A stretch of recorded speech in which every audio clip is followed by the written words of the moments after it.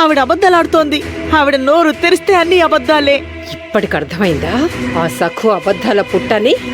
ఆ పెళ్ళంటే నీకు ఎందుకంత అభిమానం? ఇప్పుడు తన పక్షాన్ని ఎందుకు మాట్లాడతావు? అయ్యో, నేను చెప్పేది సక్కు వదిన గురించి కాదు, రమా పెద్దమ్మ గురించి అంటున్నాను.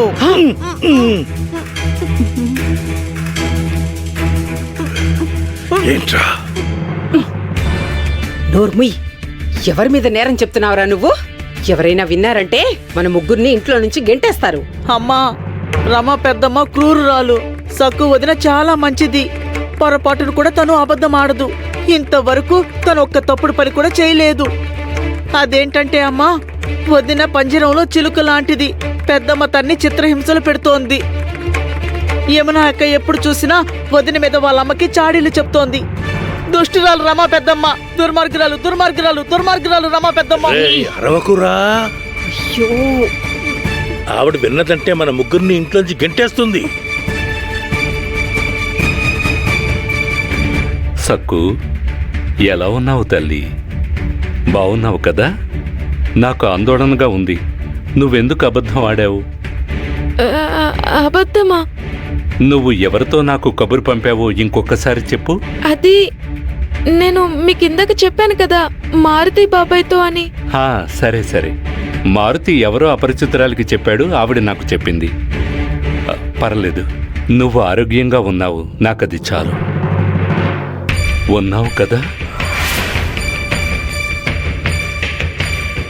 సక్కు, నేను నీ వైద్యుడి తాతయ్యని. నీకు తలనొప్పి చేయినొప్పి ఉంటే సంకోచించకుండా నాతో చెప్పు తల్లి. ఎవరైనా ఏదైనా అంటారని భయపడకు. నువ్వు మా అమ్మ పేరు చెప్పావంటే తోలు పొలిచేస్తాను. లేదు వైద్యుడు తాతయ్య, నాకెటువంటి నొప్పులు లేవు. నేను ఆరోగ్యంగా ఉన్నాను. సక్కు, నీ మాటలు నిజం కావని నీ కళ్ళల్లో కన్నీళ్లు చెప్తున్నాయి. నీ మొహంలో బాధ స్పష్టంగా చెప్తోంది. ఏంటి కన్నీళ్ళ? అయ్యో తాతయ్య, అవి ఆనంద బాష్పాలు. మిమ్మల్ని చూసి చాలా రోజులైంది కదా. మిమ్మల్ని చూస్తే నాకు అమ్మ, నాన్నగారు, బామ్మని చూసినట్టు అనిపించింది. అందుకే నాకు కన్నీళ్ళొచ్చాయి. సక్కు, నీ ధైర్యానికి నా అభినందనలు. ఆడపిల్లలకి గొప్ప గుణం ఉంటుంది. అత్తగారింట్లో జరిగే విషయాల్ని ఎప్పుడూ మూడో కంటికి తెలియనివ్వరు. నువ్వు సహనశీలివి. సంస్కారానికి నువ్వు నిలువెత్తు నిదర్శనం సక్కు. చూడు తల్లి, నీ కన్నీళ్లు నీ మనసులోని సంఘర్షణని చెప్పకనే చెప్తున్నాయి. వాస్తవమేంటో నాకు అర్థమైపోయింది. వైద్యుడు తాతయ్య, మీకు దండం పెడతాను. చూడండి, నా మీదొట్టు. ఈరోజు మీరిక్కడ చూసింది, ఇంకా విన్నది దయచేసి మీరు మా అమ్మకి నాన్నకి చెప్పకండి. వాళ్ళు చాలా బాధపడతారు, కంగారు పడతారు.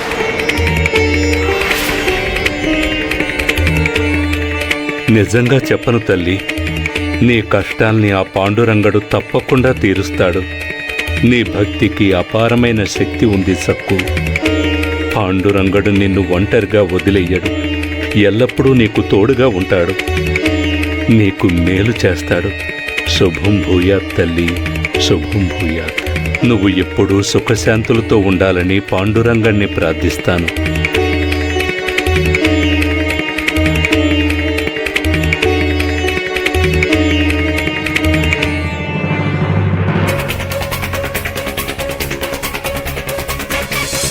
అనుకరిస్తున్నానా? లేదండి, లేదు. ఊరికే సరదాకలా చేశానండి. భలే భలే భలే దాము, వాళ్ళింట్లో బాగానే చిచ్చు పెట్టావు నువ్వు. ఈ మంట చల్లారకూడదు, భగభగ మండుతూనే ఉండాలి. నిజంగానే సకు సరదాకాల చేసిందా? లేదు, నాకెందుకో నమ్మబుద్ధి కావడం లేదు. అసలు తను ఎందుకు 2 రకాలుగా చెప్పింది? భార్య ఎందుకు ఇలా చేసిందని మీరు ఆలోచిస్తున్నారు కదా తీవ్రంగా ఆ? అవునండి, మీరే చెప్పండి దాము బాబాయ్. అనవసరంగా పుట్టింటికి కబురు పంపి పెద్ద ఆయన్ని ఇంత దూరం రప్పించింది. తను చేసిన ఈ పని వల్ల అందరికీ ఇబ్బంది కలిగింది. వదిలేయండి. పుర్రెకో బుద్ధి జఫకో రుచి అంటారు.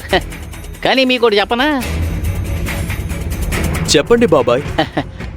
అది ఏంటంటే అదే చిన్నమ్మ గారిని వారి చిన్నప్పటి నుంచి నేను చూస్తున్నాను.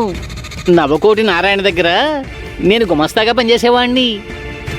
ఏంటి? ఈ విషయం నాకు తెలియదండి. అంటే సకు మీకు బాగా తెలుసా? అదే చెబుతున్నానండి. మనసులో నేనేది దాచుకోను. అన్ని తిక్క పనులు, తింగర చేష్టలు. అసలు తను ఏం చేస్తుందో కూడా తనకు తెలియదండి. అంటే దాము బాబాయ్, సకు చిన్నతనం నుండే ఇలాగే ఉందా? అన్ని విషయాల్లోనూ మొండిగా ఉండేదా? అసలు తనకి చిన్న పెద్ద అనే తేడా లేదు. తన చేష్టల వల్ల ఎంత నష్టమో తనకు తెలియడం లేదు. తనంతేనండి. ముందు వెనుక ఆలోచించదు, తొందర ఎక్కువ. ఏదైనా చెయ్యబోయే ముందు అస్సలు ఆలోచించదు. ఏది తోస్తే చేస్తుంది. ఆ? గతంలో ఒకసారి మైనీలో తను ఇంకా చిట్టెలుక పాండుగాడు ఇద్దరూ కలిసి దండోరా వేశారు. దండోరానా? అవును, దండోరా వేసి సమావేశాన్ని ఏర్పాటు చేశారు. ఊరి జనం మొత్తం వచ్చారండి. సహజంగా చిన్న చిన్న పంచాయతీలకి గ్రామస్తులందరినీ పిలవరు. కానీ వీళ్ళు చేసిన పనికి అందరూ పనులు మానుకుని వచ్చేశారు. తర్వాతే ఉంది, నేను శాస్త్రి గారు ఊరి వారందరికీ క్షమాపణ చెప్పి పంపించేశాం. నిజం చెబుతున్నానండి, చిన్నమ్మ గారు ఒకరిని ఇబ్బంది పెట్టాలని ఎప్పుడూ అనుకోరు. ఆవిడకి ఆ ఉద్దేశం లేదు. కానీ ఆవిడ చేసే పనుల వల్ల ప్రతి ఒక్కరికి ఇబ్బందే. ఓరే నాయనో! ఏమండి, ఎన్నోసార్లు వాళ్ళ బామ్మగారు సఖుని, అదే చిన్నమ్మ గారిని చెట్టుకు తాడుతో కట్టేసి కొట్టారు. అయినా ఈవిడ మారలేదు. నేను పెళ్లి చేసుకుంది ఇలాంటి అమ్మాయినా? జీవితాంతం నేను నరకం అనుభవించాల్సిందేనా?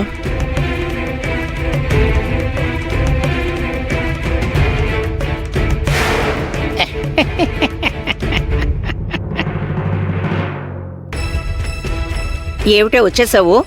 అయ్యో, ఆయన వెళ్ళిపోయాడమ్మా, వెళ్ళిపోయాడు. సక్కు ఆ ముసలాడికి ఏం చెప్పింది? ఏం చెప్తుంది? నువ్వు బెదిరించి పంపించిన తర్వాత ఎందుకు నోరు విప్పుతుంది? ఆ వైద్యుడు గొప్ప మేధావిలా ఉన్నాడు. ఆయన విషయాన్ని కనిపెట్టేశాడమ్మా. సకు నాటకం ఆడలేదని ఆయనకి తెలిసిపోయింది. తర్వాత ఇదేం చెప్పలేదు. ఏముంది, ఆయన చేత వాళ్ళ అమ్మా నాన్నలకి చెప్పొద్దని ఓటేయించుకుంది. ఇక్కడ జరిగింది ఏది పుట్టింట్లో చెప్పకూడదు అంది. నా మాటను ధిక్కరించే ధైర్యం దానికెక్కడుంది? హ్మ్. సరే వెళ్ళు. హ్మ్.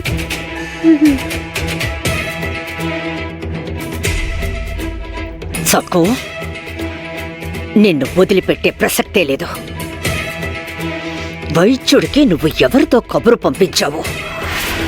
నాకిది తెలిసి తీరాల్సిందే.